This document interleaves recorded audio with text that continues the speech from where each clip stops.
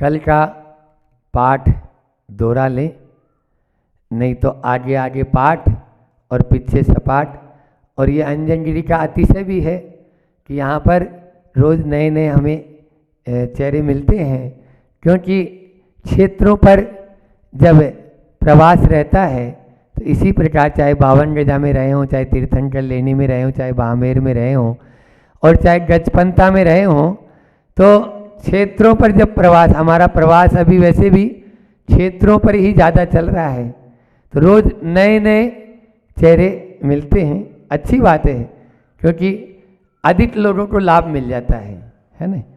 एक बार जो सवारी बैठी और डायरेक्ट अगले स्टेशन तक, जहाँ तक बस जाती है वहाँ तक का किराया थोड़ा कम मिलेगा उसको, और यदि 4-5 सवारी बीच बीच में उतर के जाएगी तो उस ड्राइवर को पैसा मिलता है कि नहीं मिलता है।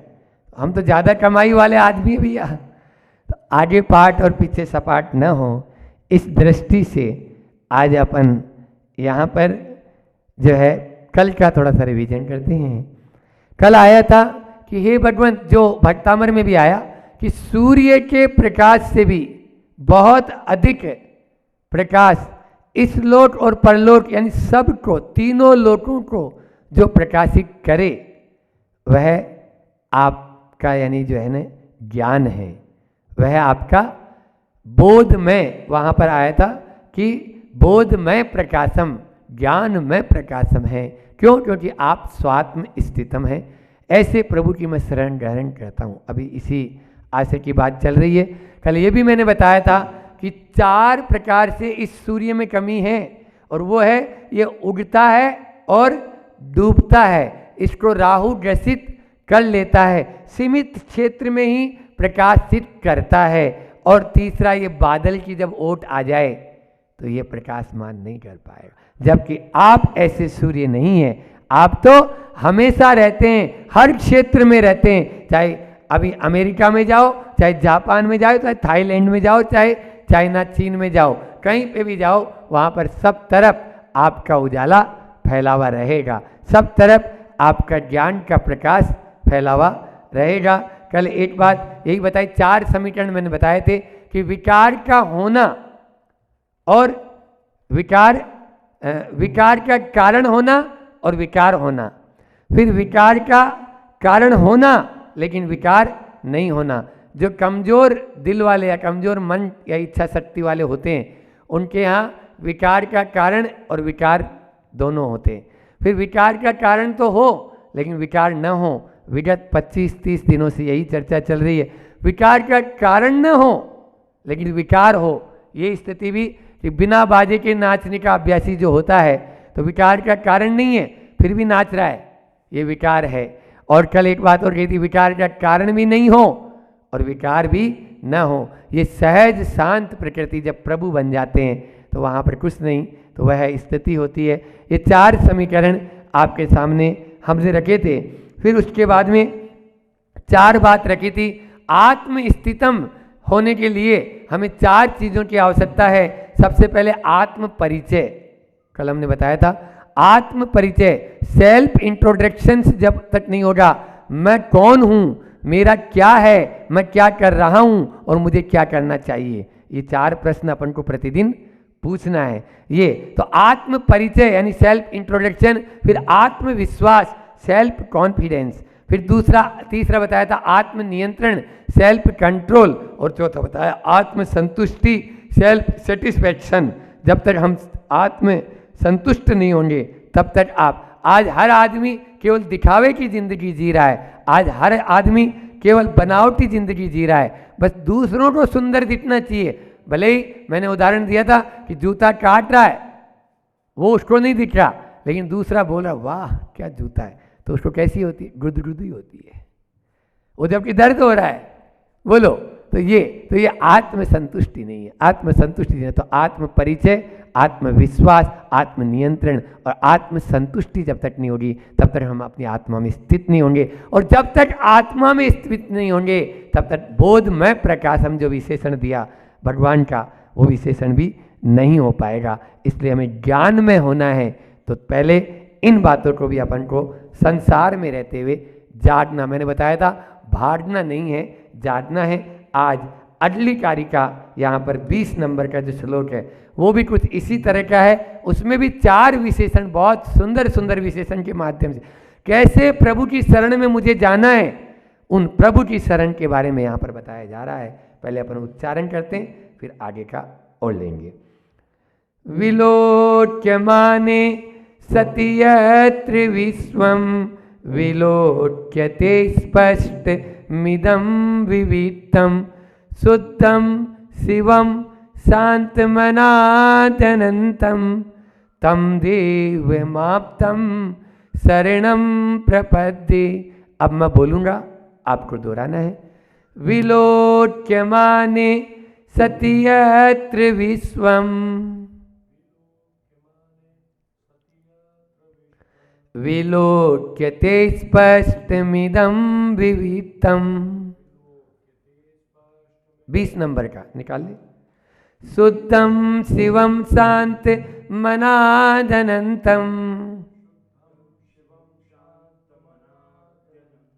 तं देवमाप्तं शरणं प्रपद्ये।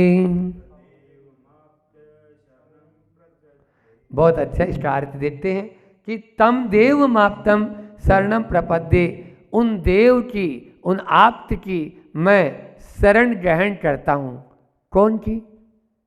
तो यहाँ पर बताते हैं विलोक्य माने सति यत्र विश्वम, यानी यत्र यानी जिसके दृष्टि गोचर हो जाने, यत्र यहाँ पर लेंगे जिसके दृष्टि गोचर हो जाने पर,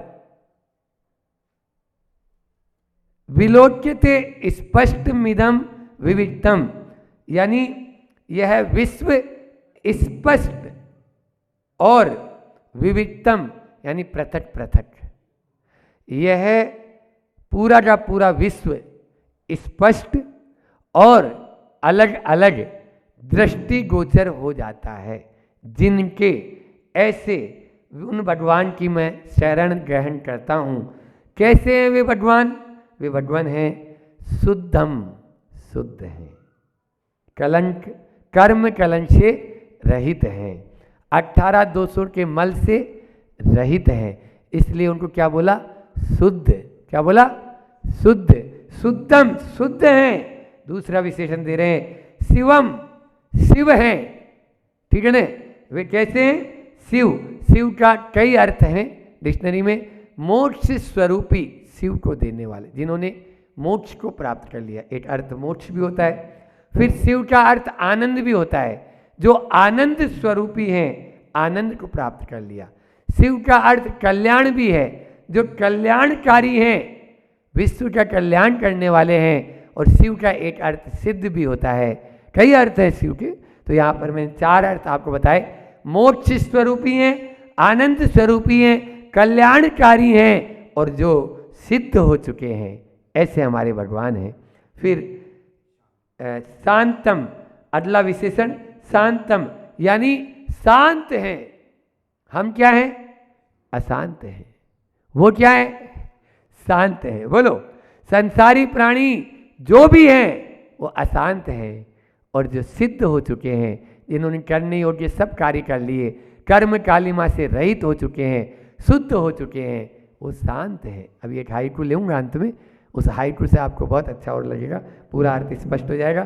तो यहाँ पर पदार्थ से प्रभावित नहीं है, हम पर से प्रभावित हैं, इसलिए अशांत हैं। वो पर से प्रभावित नहीं है, इसलिए वो शांत है। और अंतिम अनादि नहीं, हाँ, अनाद्य अंतम, इसका मतलब है आदि और अंत से रहित है। आदि और अंत से रहित हैं। जो सिद्धालय में एक बार विराजमान हो जाते हैं, उनका न कोई आदि है और न कोई अंत है। जो सिद्ध प्रभु हैं, उनका कोई आदि है क्या? बताओ, सिद्धालय में सिद्ध कब से हैं? मैं पूछूं क्षितिज भाई से ही, कब से हैं? कोई बिटनिंग पॉइंट है क्या? नहीं। कब तक रहेंगे? अब कोई एंड भी नहीं है, तो न बिटनिंग है न एंड है, तो वो क्या है? आदि और अंत से रहित। इसलिए विशेषण क्या दिया प्रभु का? अनाद्य अंतम, आदि और अंत से रहित। अन आदि अंतम, इसको अलग अलग तोड़ लेंगे तो ये हो जाएगा। तो मैं पाठशाला जब पढ़ाता हूँ शाम को तो उसमें भी पढ़ाता हूँ कि पाठशाला में आना, फिर ज्ञान बढ़ाना, फिर ध्यान लगाना, फिर मोक्ष पद पाना, फिर कभी नहीं आना, फिर कभी नहीं आना, वहीं पे मौज मनाना। ये और बता देते बच्चों को। तो फिर महाराज जी वो पूछते हैं, महाराज जी फिर वहाँ पे करेंगे क्या? करेंगे, करना धरना संसार में लगा रहता है, मोक्ष में कभी करना धरना नहीं लगा है। ये आदि और अंत से रहित है। यही तो करना धरने के कारण ही तो संसार में अटके हुए हैं। एक विशेषण आया पहले कि विलोक्य माने सती अत्र विश्वम, विलोक्यते स्पष्ट मिदम विविक्तम, स्पष्ट और विविक्तम। ये तो प्रश्न हो सकता है कि वो स्पष्ट और पृथक पृथक ये कैसे जानते हैं? तो आपको एक उदाहरण के माध्यम समझा देता हूं कि आलू देखा, आलू के अंदर एक सुई चुभोई है ना, उस सुई की नोक के ऊपर जितने जीव हैं वो अनंत है। कितने कितने अनंत जीव हैं। अब उन अनंत जीवों को वो पृथक पृथक जानते हैं। सुई की नोक कितनी पतली होती है, उस पर जितने जीव वो अनंत, उन अनंतों को वो पृथक पृथक जानते। इतना ही नहीं, और आगे बताता हूं, उनकी समस्त पर्यायों को वो पृथक पृथक जानते हैं और एक साथ भी जानते हैं। इसलिए और स्पष्ट जानते हैं। स्पष्ट यानी अलग अलग, बिल्कुल। तो स्पष्ट भी है और पृथक पृथक भी है। तीन लोक के समस्त द्रव्यों और उनकी समस्त पर्यायों को वो स्पष्ट और पृथक पृथक जानते हैं। इसलिए ये विशेषण यहाँ पर दिया गया है। बहुत अच्छी बात है। यहाँ पर हमें देव तम देव माप्तम शरणम, चतुर्थ चरण में कहा तम देव माप्तम शरणम प्रपद्ये, मतलब वो देव, उन देव की मैं शरण में जाता हूँ। कैसे देव हैं वो? उन देव के शरण, सच्चे देव हैं वो, है ना। और वो कब जा सकते हैं आप? जब आपके परिणाम निर्मल होंगे। समझ में आया? समूह शरण में भी वही पहुंच पाता है जिनके परिणाम निर्मल होते हैं। अच्छे अच्छे लोग नहीं पहुंच पाते हैं जिनके परिणाम निर्मल नहीं होंगे। और उनके पास जाने पर पुण्य ही कर्म का आश्रय होता है, लेकिन सच्चा समर्पण होगा तभी जा पाएंगे।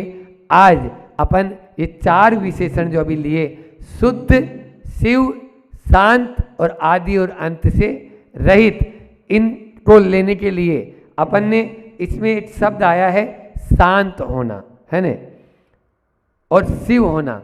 तो शिव होना और शांत होना ये तभी होगा अब अपने जीवन में शांति को तभी प्राप्त कर सकते हैं। अभी व्यवहारिक जीवन में जी रहे हो आप लोग, आप सब क्या, अपन क्या है, व्यवहार में जीते हैं। तो व्यवहार में क्या कर सकते हैं महाराज जी? तो हम ये अभी निश्चय की बात बता रहे थे। थोड़ी सी व्यवहार पक्ष को लेके आपके सामने बात रखता हूं कि अपन व्यवहार में मेरा तेरा से तो बच सकते हैं। बोलो, तव मम, यही है संसार का कारण। तेरा मेरा, है ना। तो चार शब्द हमने लिए कि मेरा, तेरा, तेरा मेरा और न तेरा न मेरा। दुनिया रैन बसेरा, है ना। दुनिया रैन बसेरा है, न तेरा है न मेरा है। जहां पर मेरा खत्म हो जाता है वहां तेरा भी खत्म हो जाता है। सब एक साथ हो जाता है, तेरा भी नहीं मेरा भी नहीं। तो एक ऊपर की स्थिति हो जाती है। लेकिन आज ये स्थिति चल रही है, मैंने अभी परसों बताया था। सर्वप्रथम होता है परिचय, परिचय, फिर परिणय और फिर परिणाम। परिचय, परिणय, परिणाम, तीन शब्द दिए। परिचय में बताया था कि मैं और तू, फिर परिणय में मैं तू और तू मैं, और परिणाम में तू मैं, परिज्ञान में तू मैं। यही यहाँ पर कि मेरा और तेरा से अपन को बचना है, क्योंकि इस संसार में कुछ भी नहीं है मेरा, कुछ भी नहीं है मेरा, कुछ भी नहीं है तेरा, दो गज जमी है तेरी, मिल जाए तुझको ये भी नहीं है जरूरी। ऐसी भजनकार से पंक्तियां सुनी थी। फिर से बोलता हूं कि कुछ भी नहीं है तेरा, दो गज जमी है तेरी, मिल जाए तुझको ये भी नहीं है जरूरी। एक बार ऐसा हुआ कि एक किसान था। वो किसान बड़ा ही सुखी था, उसका नाम ही सुखिया था। उसका नाम क्या था? सुखिया। सुख की जिंदगी लेता था। पीछे दो ढाई एकड़ ज़मीन थी। उस 2 एकड़ ज़मीन को वो है बुआई करता था। बरसात के मौसम के पहले बीज फेंक देता था और बरसात में इतनी फसल हो जाती थी कि आराम से 8 महीने वह अपने परिवार का पालन पोषण कर लेते थे, क्योंकि ज़्यादा मेंबर थे नहीं, 5-7 मेंबर थे, पिताजी माताजी साथ रहते थे। एक दिन एक फरिश्ता आया। उस फरिश्ते ने उसको जब देखा खेती करते हुए तो मस्त था, अल्लड़ था बिल्कुल। वो किसान भी फकीर की तरह रहता था। उससे फरिश्ते ने पूछा, क्यों भाई तेरी कितनी ज़मीन है? उसने बोला 2 एकड़। 2 एकड़ बस? इतना फरिश्ते का कहना था तो तुम तो बहुत गरीब हो, तुम तो बहुत गरीब। अब आज तक उसने गरीब नाम सुना ही नहीं था। बोले गरीब क्या होता है? बोले गरीब वो होता है जिसके पास थोड़ी ज़मीन होती है, और जो जमींदार होते हैं और जो बहुत आसामी होते हैं ना, वो मतलब गांव के जिसको बोलते हैं मुखिया होते हैं, वो उनके पास बहुत ज़मीन होती है, वो अमीर होते हैं। अब उसने कभी सुना ही नहीं था कभी कोई मुखिया ये सब कुछ। उसको तो सुखिया था आराम से। अब उसको जैसे ही लगा तो अच्छा, वो अब एक क्यूरीज उसके अंदर में हो गई, एक अंदर जाग गया कि मैं गरीब हूँ और अमीर बन सकता हूँ। बस आदमी के अंदर जहाँ अमीर बनने की ख्वाहिश जागी वहीं से वो गरीब हो गया।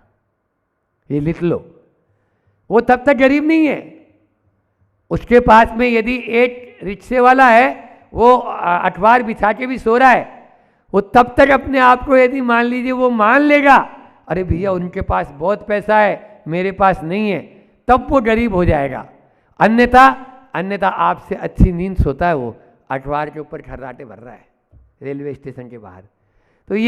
तो अब उसके अंदर में अमीर बनने की ख्वाहिश जो जग गई, वो बोला भगवान आज आपके चरण मेरे यहाँ पड़े हैं, मैं अमीर कैसे बन सकता हूँ? बोले तेरे पास में बहुत ज़मीन हो जाएगी तो तुम भी अमीर बन जाएगा। अच्छा, तो बहुत सारी ज़मीन कैसे हो सकती है? बोले बहुत सारी ज़मीन तुम्हें 2 उपवास पूर्वक एक मंत्र सिद्ध करना पड़ेगा, और फिर अगले दिन तुम जितनी दूरी तक दौड़ेगा उतनी ज़मीन मैं तेरे नाम कर दूंगा। उस फरिश्ते ने क्या बोला? तुम जितनी दूरी तक दौड़ेगा उतनी दूरी तक मैं ज़मीन तेरे नाम कर दूंगा। देखो, शांत था और अशांत हो गया। समझ आया? क्योंकि जहाँ पर मिलने का, बोले भगवान जल्दी बताओ मंत्र क्या है? उसने मंत्र दिया, ये मंत्र सिद्ध कर। 2 दिन का उसने उपवास किया। तीसरे दिन सुबह से तुम्हें जितनी दूरी तक तुम चला जाएगा उतनी दूरी तक ज़मीन तेरे नाम। तीसरे दिन वह थोड़ा सा नाश्ता और पानी की बोतल अपने पीछे पीठ पर रखा, और सूर्योदय जैसे ही हुआ वह दौड़ने लगा। खाया पिया कुछ नहीं, क्योंकि खाएगा तो उतनी देर में 2 गज ज़मीन कम हो जाएगी ना। तो अब तो वो दौड़ना है उसको तो पूरी जितनी ज़मीन जहाँ तक पहुँच जाए वहाँ तक की ज़मीन अपने नाम करवानी है। बस वह दौड़ता गया, पानी की प्यास लगी, पिया नहीं, दौड़ता गया, और अब सोचा कि मुझे वापस भी लौटना है, नहीं तो मैं वापस नहीं लौटूंगा तो ज़मीन मेरे नाम उतनी कैसे हो पाएगी? जितनी वापस लौट पाएगा उतनी ज़मीन तेरे नाम होगी। जहाँ तक लौटा था सुदूर तक वह पहुँच गया, और जैसे ही उसने लौटने के लिए अपना पाँव पीछे की ओर मोड़ा क्या, वह मुड़ गया और एक पत्थर था वहीं पर गिरा, और खाया पिया कुछ था नहीं, गिरते ही वहीं पर उसकी मृत्यु हो गई। अब वह फरिश्ता आया और उस फरिश्ते ने उस व्यक्ति की जितनी दूरी ज़मीन थी उतने के लिए बोला, बस इतनी सी ज़मीन के लिए यह व्यक्ति दौड़ता रहा। बस इतनी सी ज़मीन के लिए यह व्यक्ति दौड़ता रहा। तब किसी ने सार्थक पंक्तियाँ लिखी कि जन्म से लेकर मरण तक दौड़ता है आदमी, दौड़ते ही दौड़ते दम तोड़ता है आदमी। आंख गीली होठ ठंडे और दिल में आंधियां, तीन मौसम एक ही संग ओढ़ता है आदमी। सर्दी गर्मी बरसात तीनों हो गई, क्योंकि आंख गीली होठ ठंडे और दिल में आंधियां, बस सर्दी गर्मी और बरसात तीनों हो गए। सुबह, समय कम है इसलिए शॉर्ट में पढ़ रहे हैं कि सुबह पलना शाम आरती और खटिया दोपहर, सुबह पलना शाम आरती और खटिया दोपहर। तीन लकड़ी 4 दिन में तोड़ता है आदमी, दौड़ते ही दौड़ते दम तोड़ता है आदमी। एक रोटी 2 लंगोटी 3 गज कच्ची जमीन। उस आदमी की, किसान की, सुखिया की क्या हालत हुई। आप भी सुखिया ही हो और कोई नहीं, हम ही हैं। तो 1 रोटी 2 लंगोटी 3 गज कच्ची जमीन। और आप तो वो तो खैर मान लीजिए गाड़ते हैं तब 3 गज मिलेगी। हम तो हिंदू परंपरा को मानने वाले हैं, वो 3 गज भी अपनी नहीं है, क्योंकि जितने में लाखों को सल्टा दिया उस शमशान घाट में, और हमको भी सल्टा दिया जाएगा, आपको भी सल्टा दिया जाएगा उसी दूरी में 3 गज में। वहाँ तो बढ़िया गिरी है, वहाँ भी कितनों को सल्टा दिया और कितने और सलट जाएंगे। तो 1 रोटी 2 लंगोटी 3 गज कच्ची जमीन। 3 चीजें जिंदगी में जोड़ता है आदमी, दौड़ते ही दौड़ते दम तोड़ता है आदमी। अब बहुत अच्छी पंक्तियां हैं कि ये इस पूरे भजन का कंक्लूजन कि है यहाँ विश्वास कितना आदमी का मौत पर, मौत के हाथों सभी कुछ छोड़ता है आदमी, दौड़ते ही दौड़ते दम तोड़ता है आदमी। यहाँ पर उस सुखिया की जैसी हालत हुई। अशांत इसीलिए बना है, अशांत इसीलिए बना है कि उसको चाह है, वही उसके लिए दाह बन जाती है। अंत में हाइकू लेकर अपनी वाणी को विराम कर रहा हूँ। आज आचार्य श्री जी का हाइकू बहुत अच्छा कि मलाई कहाँ, मलाई कहाँ, अशांत दूध में प्रशांत बनो। फिर से बोल रहा हूँ, मलाई कहाँ, अशांत दूध में सो प्रशांत बनो। हमें प्रशांत बनना है। प्रकृष्ट रूपेण शांत, शांत यानी जैसा प्रभु शांत है वैसा शांत हमको बनना है। जब तक दूध खोलता रहेगा तब तक कभी भी मलाई उसमें आ नहीं सकती। हमारे अंदर कसायों की आग नीचे लगी हुई है, उस आग में जब तक हमारी आत्मा का वह दूध खोलता रहेगा तब तक उसमें मलाई नहीं आएगी, और मलाई नहीं आएगी तब तक हम उसका आनंद ले नहीं सकते। 5 प्रकार की अग्नि होती है, आज नहीं लेंगे, उसको अपन कल ले लेंगे। आज इतना ही रखते हैं कि मलाई कहाँ, अशांत दूध में सो प्रशांत बनो। बस हम सब प्रशांत बने और प्रभु की शरण में आने से ही हम प्रशांत बन पाएंगे। इसीलिए बार बार कह रहे हैं तम देवमाप्तम शरणम प्रपद्ये, आपकी शरण ग्रहण करता हूँ। हम प्रभु की शरण ग्रहण करें इसी भावना के साथ। बोलिए अहिंसा परमो धर्म की। आचार्य गुरुवर विद्यासागर जी महामुनि राज की। है ना, बहुत ध्यान रखते हो आपने धन का और अपनी संपदा का, जो आपने खुद कमाया है। अब खुद की कमाई है तो बिल्कुल महाराज जी उस पर तो हमें ध्यान रखना ही होगा। बहुत डर रहता है, उसका आप ख्याल रखते हो। संपत्ति की चोरी का तो आपको डर है, बहुत अच्छी बात है। पर एक बात बताओ, क्या आपके जीवन में आपके जो संस्कार चोरी हो रहे हैं उसका डर है कि नहीं?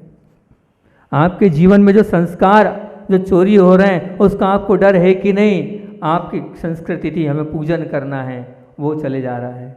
हमें स्वाध्याय करना है, वो समाप्त होते जा रहा है। उन बातों का डर क्यों नहीं है बताओ? धन का डर है, संस्कार चोरी हो रहे हैं उसका आपको डर नहीं है? बताओ तो सही। आपके घर से जो है ना चोरी करके ले गया तो आपका पूरा दिमाग, पूरा मन, सब कुछ वहाँ लग जाता है, लेकिन आपके संस्कार चोरी हो रहे हैं उसका कोई भी आपको विकल्प नहीं है। आपके सद्गुण चोरी होते चले जा रहे हैं। सद्गुण मतलब आपकी नम्रता समाप्त होती चली आ रही है, आपका धर्म समाप्त हो रहा है, आपका प्रेम समाप्त होती चली, आपकी उदारता समाप्त होती चली आ रही है, आपकी करुणा समाप्त होते चली जा रही है। वो सब उसका डर नहीं है आपको, आपके सद्गुण चले जा रहे हैं, उसका आपको कोई डर नहीं है। बताओ, अरे सद्गुणों की रक्षा करो, डरो वो चाहे तो नहीं। कांटों की सुरक्षा करनी पड़ती है, नहीं करनी पड़ती, पर किसकी? फूल की सुरक्षा पड़ती है, इसे दुर्गुणों की सुरक्षा नहीं करनी पड़ती। सद्गुणों की सुरक्षा का डर होना चाहिए, लेकिन है ही नहीं वो डर आपके अंदर। चले जा रहे हैं, चलते चले जा रहे हैं, चलते चले जा रहे हैं। अब यहाँ पर हमने सोचा था कि युवा वर्ग, जैसे अभी हाल हम वहाँ गए गजपंथा में, तो गजपंथा में आज भी स्वाध्याय प्रारंभ है। आज भी आए थे, बोले 10-12 लोग, रात 15 लोग आ रहे हैं और धीरे धीरे बढ़ाएंगे। युवा वर्ग वहाँ रात में बैठ रहा है। हमने वहाँ पर कर्म कैसे करे ग्रंथ प्रारंभ किया था, अभी भी चल रहा है या हुआ, लेकिन कार्यक्रम के वजह से डिस्टर्ब हो गया। तो हम तो ये कहते हैं कि अगर आपको जुड़ना है तो इस सद्गुण, इसकी चोरी हो रही है, आपके यहाँ प्रतिदिन स्वाध्याय होना चाहिए। उस स्वाध्याय के माध्यम से संस्कार भी बच जाएंगे, गुण भी आपके बच जाएंगे, और साथ में आप एक साथ एक जगह मिल लोगे, बैठ लोगे तो और अच्छा होगा। उससे वात्सल्य, प्रेम, स्नेह, धर्म सब बचता चला जाएगा। अगर आपके यहाँ युवा वर्ग इस प्रकार का स्वाध्याय प्रारंभ कर दे तो बहुत अच्छी बात है, और महिला वर्ग भी कर दे और बहुत अच्छी बात है। कल खूब महिलाओं की तारीफ हो रही थी, खूब तारीफ हो रही थी। ये तारीफ में तारीफ नहीं मानता हूँ, ये तारीफ में तारीफ नहीं मानता हूँ कि मंदिर बना दिया, बहुत अच्छी बात है, मंदिर बनाया तो अब उस मंदिर का सदुपयोग करो। यहाँ पर पूरी महिला मंडल आए और स्वाध्याय करे, ये सदुपयोग होगा। बना तो दिया, बहुत अच्छी बात है, लेकिन सदुपयोग तो हो उसका। आप लोग यहाँ आए, पूरी जो महिला, जितनी महिला मंडल है बहुत जागरूक है। कौन कौन सी आंटियों का नाम लिया जा रहा था कल, ये आंटी, वो आंटी, वो आंटी। अब ये आंटी और वो आंटी समझे अब कितनी उनकी उम्र बाकी है, अब कितनी उनकी उम्र बाकी है। एक स्वाध्याय रात में वो पूरी महिला मंडल का होना चाहिए, तो बहुत अच्छी बात है कि वो आपके साथ जाएगा, वो आपकी शुद्ध कमाई है, उसी को आप साथ ले जा पाएंगे, दूसरी चीज़ आपके साथ जाएगी नहीं। तो संस्कार चोर से आपको डरना है, सद्गुण चोर से आपको डरना है, और सबसे बड़ा समाधि चोर। मतलब समाधि चोर से तात्पर्य क्या? आपकी स्वयं की समता, आपका स्वयं का मन, आपका स्वयं का मन जिन निमित्तों से खराब होता चला जा रहा है, उनसे हमें बचते चला जाना है। कोई भी आया, उसने कुछ बोला, हमने सुन लिया और अपने मन को खराब कर लिया, तो क्या है? हम उन लोगों से डरें जो हमारे मन को खराब कर रहे हैं, हमारी समता को समाप्त कर रहे हैं, हमारे परिणामों को खराब कर रहे हैं। वो क्या है? हमारे परिणाम चोर हैं, हमारे निर्मल परिणामों को की चोरी कर रहे हैं। उनसे क्यों नहीं डर रहे हैं हम? उनसे भी डरें हम, उनसे भी दूर हो हम, तब कहलाएगा कि हाँ हमारे अंदर डर है। बस सिर्फ मात्र धन का डर, ये कोई चोरी करके नहीं ले जाए। उस सद्गुण, आपका जो समाधि, आपकी समता है, आपका मन खराब करने वालों से भी आपको डर होना चाहिए। और सबसे बड़ा और बताओ, एक उससे बड़ा जो होना चाहिए, वो चोर से आज कोई नहीं बचा है। छोटा बच्चा और बड़ा सब उसमें लगे, समय चोर।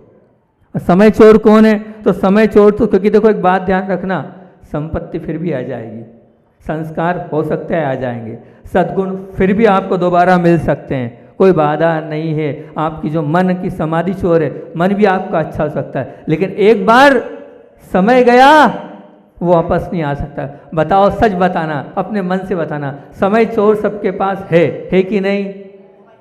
क्या है? मतलब आप भी बोल रहे हो, मैं नहीं बोल रहा हूँ, आप ही बोल रहे समय चोर सबके पास है। वो समय चोर क्या है? आपका स्वयं का मोबाइल, वो समय चोर है। दिन भर अगर आप उसमें लगे हो तो आपके समय की चोरी, बहुमूल्य समय है। आप डाकू और चोर को चोर मान रहे हो, लेकिन मोबाइल को चोर नहीं मान रहे हो। कितनी बड़ी विडंबना है जो आपके पास है, जो आपके परिणामों को भी क्या कर रहा है? वो अपवित्र कर रहा है, वो आपके अंदर दुर्गुणों का भंडार भर रहा है। फिर भी हम लगे हैं, बिल्कुल उसमें मैं मना नहीं कर रहा हूँ, रखो, लेकिन कितना, कहाँ तक, कोई तो सीमा बनाओ उसकी, वो आपके समय को चोरी नहीं करे। छोटी सी बात है लेकिन घंटों घंटों हो रही है, कोई मतलब नहीं है, उसका लॉजिक निकालेंगे बोले कोई मतलब नहीं। लेकिन सोचो तो मन वचन काया की हम प्रवृत्ति कर रहे हैं, कितना पाप इकट्ठा कर रहे हैं उसके माध्यम से, उस मोबाइल के माध्यम से 24 घंटे उसमें हम लगे हुए हैं। हमारी जान हो गई है वो, उसके बिना हम रह नहीं सकेंगे। बताओ सत्य बोल रहा हो कि नहीं? आपकी जान है, आपकी जान आपके जान के अंदर नहीं है, आपकी जान उस मोबाइल के अंदर है। जो मोबाइल है वो आपकी जान है, उसके बिना आप रह नहीं सकते, 5 मिनट नहीं रह सकते उसके बिना। क्या है मतलब आपकी बटन क्या है? वो मोबाइल है। वो आपकी बटन आप क्या है? वो मोबाइल है। ये क्या है? आपको चलाने वाला आप नहीं, वो मोबाइल आपको चला रहा है। तो समय चोर सबसे बड़ा क्या है? मोबाइल है। आपकी शांति, आपकी शर्म, आपका समय, आपका प्रेम सब समाप्त कर रहा है वो मोबाइल। लेकिन हम उससे डर ही नहीं रहे हैं, हमारा मन उससे भयभीत ही नहीं है। उससे डरना कहलाएगा, और उससे डरोगे तो ये पाप कर्मों की निर्जरा होगी। अन्यथा ये मान के चलना पाप कर्मों की निर्जरा नहीं होगी। अगर किसी को भी थोड़ा लग रहा है कि महाराज जी बोल रहे हैं तो कोई लिमिटेशन आप बना लो कि हाँ महाराज जी हम इतनी लिमिटेशन बनाते हैं कि इतना देखेंगे, काम पूर्ति देखेंगे, इससे ज़्यादा बात नहीं करेंगे। इतना तो कम से कम हम बन सकते हैं, ये तो हमारे हाथ में है, ये तो हम कर सकते हैं, इतना कर सकते हैं। बहुत अच्छा भी एक भाई से हमने बात करी, नहीं बालक था, तो वो जो आईटी फील्ड का बालक था, उससे बात करी तो उसने एक ही बात बोली, बोले महाराज जी वैसे तो मैं बाहरी दूसरी जो आपके बहुत सारे चलते ना मोबाइल पर, उन सब पे नहीं हूँ, फिर भी आप कह रहे तो यूज़ करता हूँ। तो कम से कम इतना कर लेता हूँ कि अष्टमी और चतुर्दशी को कम से कम मैं मोबाइल का प्रयोग नहीं करूँगा।